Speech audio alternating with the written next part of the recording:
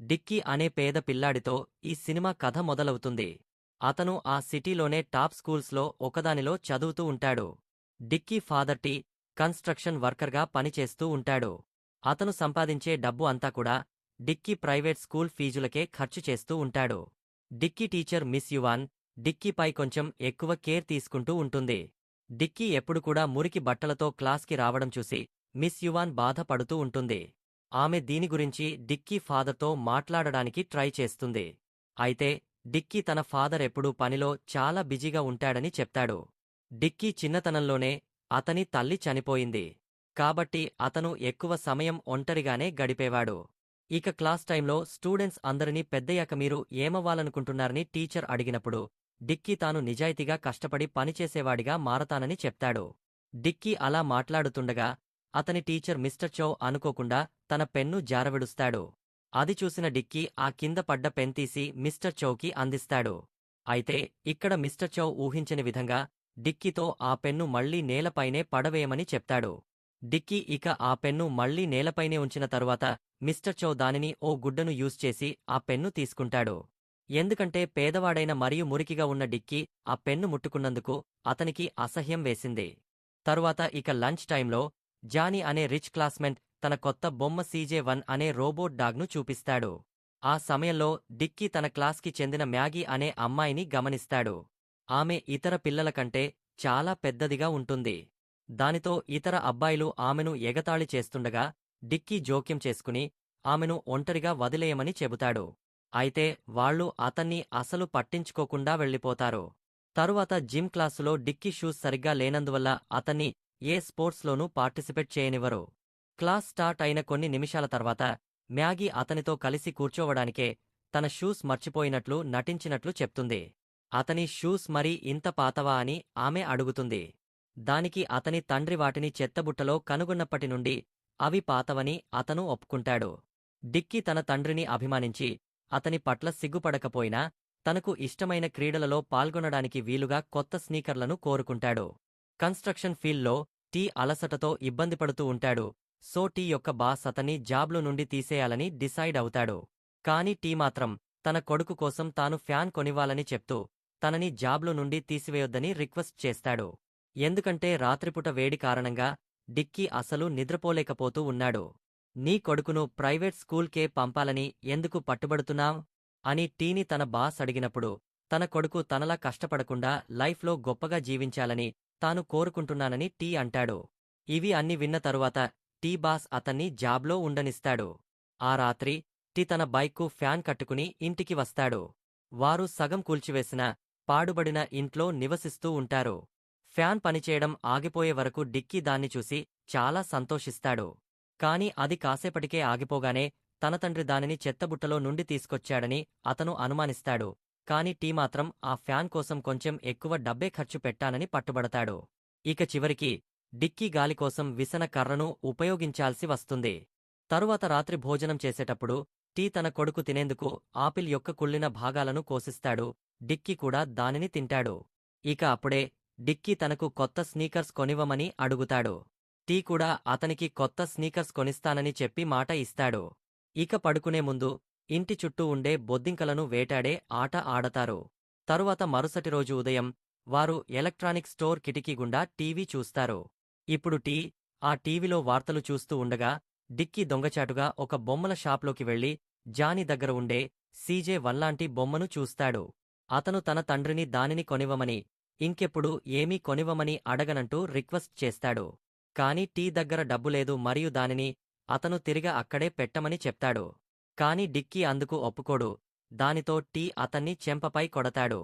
So ఇక dicky ఆ బొమ్మను అక్కడే పెట్టి ఏడుస్తూ ఆ షాప్ నుండి బయటకు పరిగెత్తుతాడు. టీ అతన్ని ఫాలో అవగా డిక్కీ మిస్ యువాన్తో ఉండడం అతను చూస్తాడు. ఆమె డిక్కీ గురించి మీతో మాట్లాడాలి, నన్ను మీ ఇంటికి తీసుకెళ్ళండి అని అడుగుతుంది. అయితే టీ తాను పనిలో చాలా బిజీగా ఉన్నానని చెప్పి అక్కడి నుండి తప్పించుకుని వెళ్ళిపోతాడు.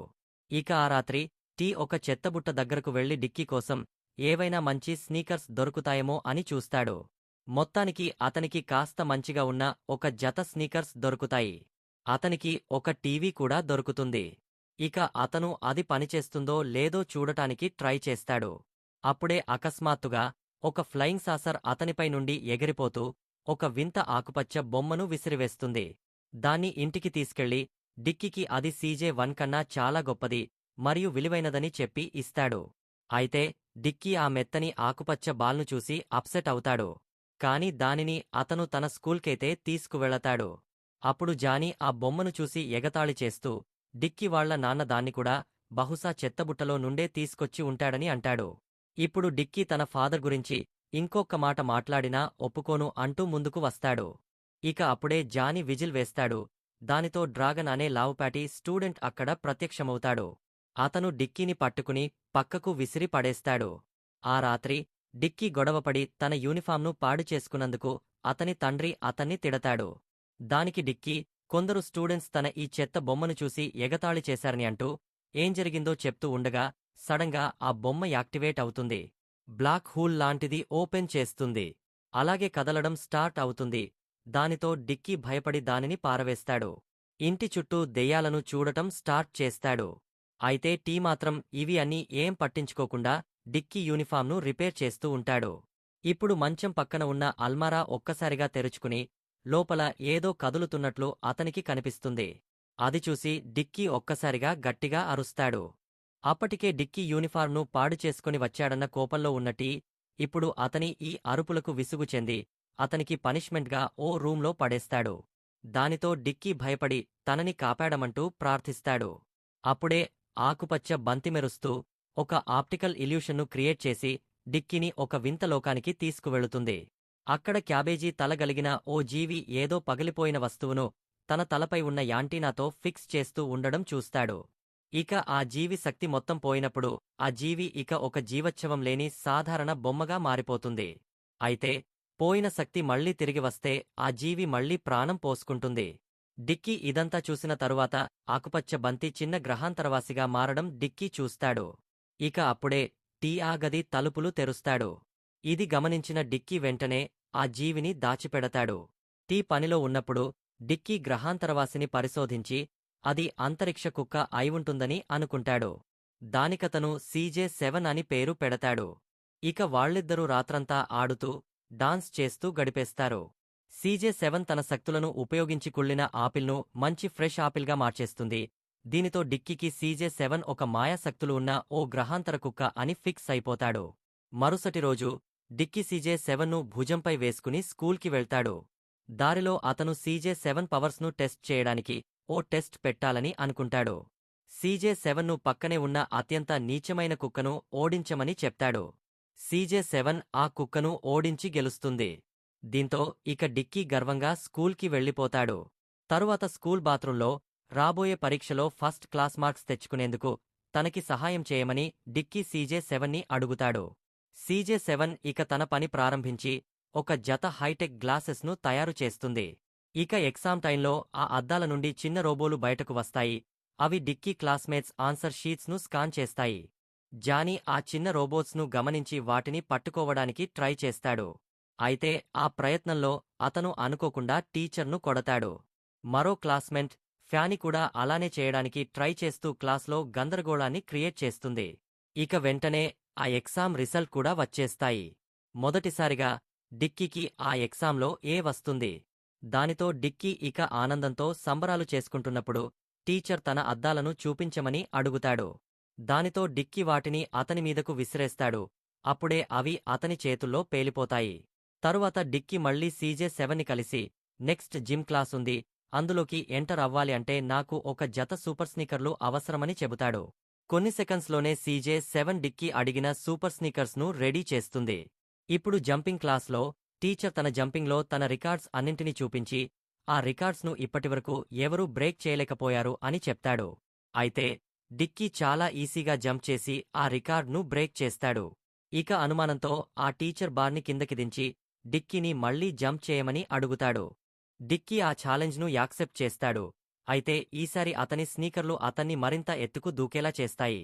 ఇక అతను ట్రెడ్మిల్ పైకి వెళ్ళినప్పుడు ఆ స్నీకర్స్ డిక్కీను ట్రెడ్మిల్ కూడా తట్టుకోలేనంత వేగంగా పరిగెత్తేలా చేస్తాయి. దానితో ఆ ట్రెడ్మిల్ బ్రేక్ అయిపోతుంది. ఇక స్విమ్మింగ్ క్లాస్లో అయితే డిక్కీ కొలనులోకి దూకుతున్నప్పుడు అతని స్నీకర్స్ నుండి ప్రొపెల్లర్లు బయటకు వస్తాయి. దాంతో అతను నీటిపై తేలుతూ వేగంగా గమ్యానికి చేరుకుంటాడు. ఇక ఫుట్బాల్ ఆడుతున్నప్పుడు అతను ఆ స్నీకర్స్ వేసుకొని బాల్ను తన్నగానే గోల్ పోస్ట్ మొత్తం నాశనం అయిపోతుంది. దాంతో జిమ్ టీచర్కి అక్కడ ఏదో తప్పు జరుగుతోంది అని భావించి డిక్కీని తనతో పోటీకి సవాలు చేస్తాడు. ఆశ్చర్యకరంగా డిక్కీ అందులో కూడా గెలుస్తాడు. అప్పుడే మిస్ యువాన్ అక్కడ కనిపించి డిక్కీకి నువ్వు చాలా ఇబ్బందుల్లో ఉన్నావని చెప్తుంది. ఇక అంతలోనే అక్కడికి చాలామంది పోలీస్ ఆఫీసర్స్ వస్తారు. అయితే డిక్కీ ఇప్పుడు తన స్నీకర్స్తో ఎగరగలడు కాబట్టి అతను అక్కడి నుండి ఈసీగా గాలిలోకి ఎగిరి తప్పించుకుంటాడు. అతను అలా గాలిలోకి ఎగిరినప్పుడు CJ7 ఆకారంలో ఉన్న మేఘాన్ని చూసిన తర్వాత డిక్కీ అకస్మాత్తుగా తన నోటిలో మిగిలిన ఆపిల్ ముక్కతో మేల్కొంటాడు మరియు అదంతా కూడా ఒక కల అని తెలుసుకుంటాడు. ఇక అప్పుడే అతని తండ్రి ఇంటికి వచ్చి స్కూల్కి రెడీ అవమని చెప్తాడు. అయితే డిక్కీ బ్యాగ్లో మాత్రం CJ7 ఉంటుంది. డిక్కీకి వచ్చింది ఒక కళే అయి ఉండొచ్చు, కాని ఇప్పుడు అతను CJ7 మాత్రం నిజమేనని మరియు అతను రాయబోయే ఎగ్జామ్స్లో 100కి 100 మార్క్స్ తెచ్చుకోవడంలో హెల్ప్ చేయగలడని నమ్ముతున్నాడు. సేమ్ కలలో ఎలా హెల్ప్ చేశాడో అలా. ఇక డిక్కీ స్కూల్కి వెళ్లే దారిలో ఆగి చాలా ప్రమాదకరంగా కనిపించే ఓ కుక్కను ఓడించమని CJ7ని ఛాలెంజ్ చేస్తాడు. CJ7 ధైర్యంగా ఆ ఛాలెంజ్ను యాక్సెప్ట్ చేస్తుంది. కాని కుక్క ఆ CJ7 పైకి దూసుకెళ్లి ఈ చిన్న గ్రహాంతరవాసిని దూరంగా విసిరివేస్తుంది. ఇక దీంతో డిక్కీ మరియు CJ7 ఇద్దరు కూడా తమ ప్రాణాల కోసం అక్కడి నుండి పరిగెత్తారు. ఆ ఛాలెంజ్లో CJ7 పర్ఫార్మెన్స్ను చూసిన డిక్కీ ఇప్పటికీ CJ7ని తన స్కూల్కి తీసుకెళ్లాలనే అనుకుంటాడు. అతను ఇక బాత్రూంలో CJ7తో వాదించి తాను ఎగ్జామ్లో 100 మార్క్స్ తెచ్చుకోవడం కోసం ఏదైనా మ్యాజిక్ ద్వారా తనకు హెల్ప్ చేయమని అడుగుతాడు. అయితే ఆ చిన్న గ్రహాంతర జీవి డిక్కీ చేతిలో మలాన్ని విసర్జిస్తుంది. అతని కలలోలాగా ఇక్కడ అస్సలు జరగట్లేదు. దీనితో నిరాశతో డిక్కీ ఆ మలం వల్ల ఏదైనా మ్యాజిక్ జరగొచ్చేమోనని దానిని క్లాస్రూంలోకి తీసుకెళ్తాడు. ఇక ఎగ్జామ్ టైంలో అతను ఆన్సర్స్ కోసం ఎంతో ఆశగా ఆ మలం వైపు చూస్తాడు. కాని అక్కడ వింతగా ఏమీ జరగదు. ఇక కాసేపటికే మిస్టర్ చౌ టైమ్ అప్ అని చెప్పేస్తాడు. అయితే డిక్కీ మాత్రం ఆన్సర్ షీట్లో ఒక్క ముక్క కూడా రాయలేదు. క్లాస్లోకి మలం తీసుకొచ్చినందుకు జానీ అతన్ని ఎగతాళి చేస్తాడు.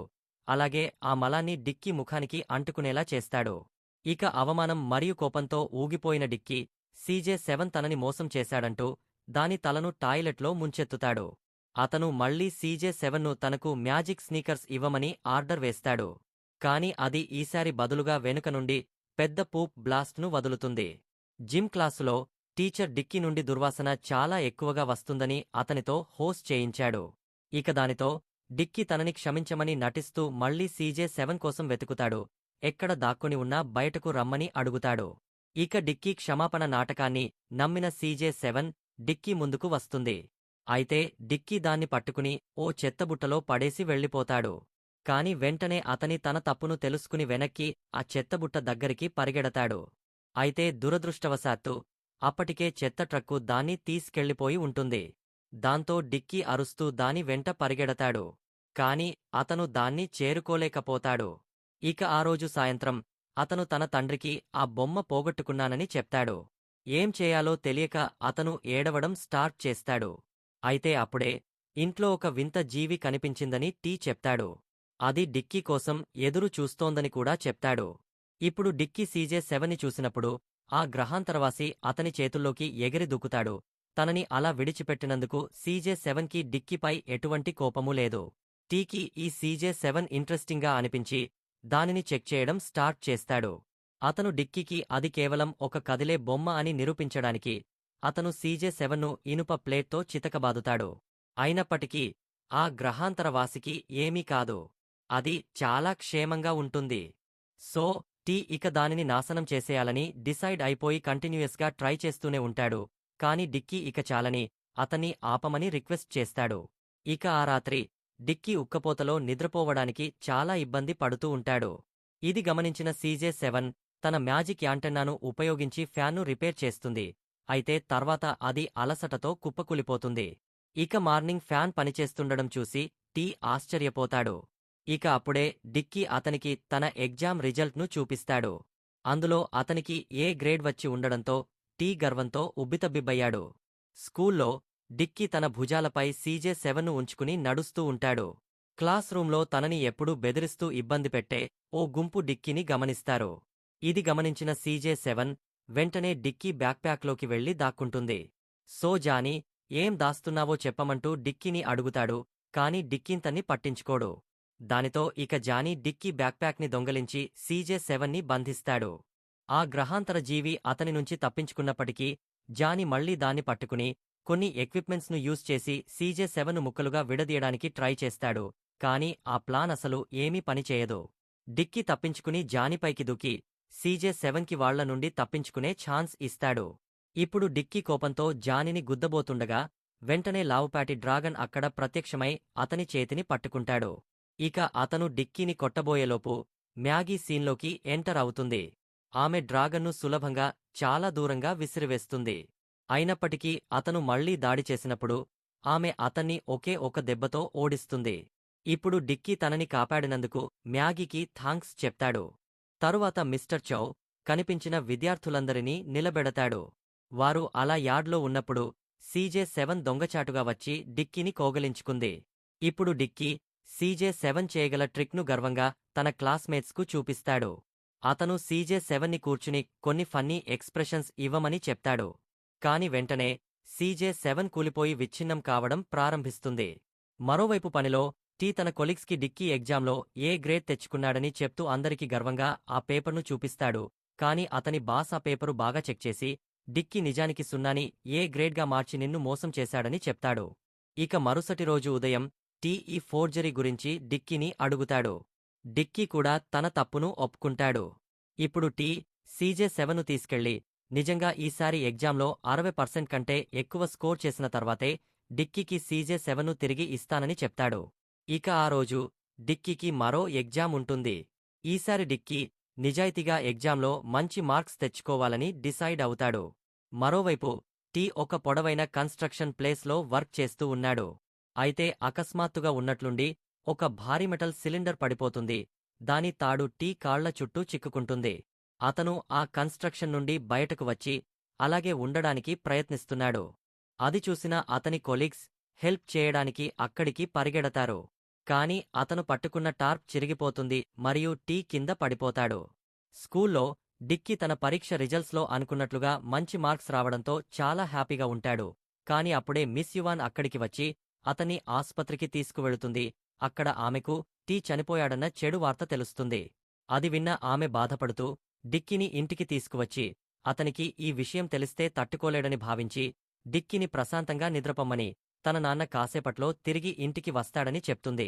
ఇక అదే రాత్రి మరోవైపు హాస్పిటల్లో టీ పనికి వెళ్తూ CJ7ని కూడా తనతో పాటు బ్యాగ్లో తీసుకెళ్లి ఉంటాడు. ఇప్పుడు అది బయటకు వస్తుంది.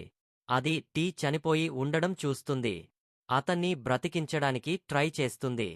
స్టార్టింగ్లో గాయాలు మాయమవ్వడం మొదలవుతుంది. అలసిపోతున్న CJ7 తన శక్తులను మొత్తం టీని బ్రతికించడానికి యూజ్ చేస్తుంది. ఇక ఇటువైపు డిక్కీ నిద్ర మేల్కొనగానే తన పక్కనే తన తండ్రి కూడా నిద్రపోతూ ఉండడం చూస్తాడు. దానితో అతను చాలా సంతోషంగా ఇంకెప్పుడు నన్ను విడిచిపెట్టి వెళ్ళిపోవద్దంటూ అతన్ని కోగిలించుకుంటాడు. టీ కూడా అతన్ని తిరిగి కోగిలించుకుంటాడు. కాసేపటి తర్వాత డిక్కీ CJ7 నడవలేని స్థితిలో ఉండడం మరియు అది వింత శబ్దాలు చేస్తుండడం గమనిస్తాడు. సడన్గా అది దాని మెరుస్తున్న యాంటెన్నాను వదిలివేసి చిరిగిన చిన్న బొమ్మగా మారిపోతుంది. టీ ఆ బొమ్మ బ్యాటరీ అయిపోయిందని అనుకుంటాడు. CJ7ని తిరిగి మునుపటిలా తీసుకురావడానికి వాళ్లు అన్ని విధాలుగా ట్రై చేస్తారు. కాని ఏది కూడా వర్క్ అవ్వదు. అయినప్పటికీ డిక్కీ ఎప్పటిలాగే CJ7ని తను వెళ్లే ప్రతిచోటికి తీసుకెళ్తాడు. ఏదో ఒకరోజు తన ఈ ఫ్రెండ్ మునుపటిలా మారతాడనే ఆశతో. తరువాత సమ్మర్ హాలిడేస్లో స్టూడెంట్స్ పిక్నిక్ కోసం గ్యాదర్ అవుతారు. సడన్గా ఒక ఫ్లయింగ్ సాసర్ అటుగా వెళ్తుంది. ఇక అప్పుడే CJ7 యొక్క యాంటెన్నా మెరుస్తుంది.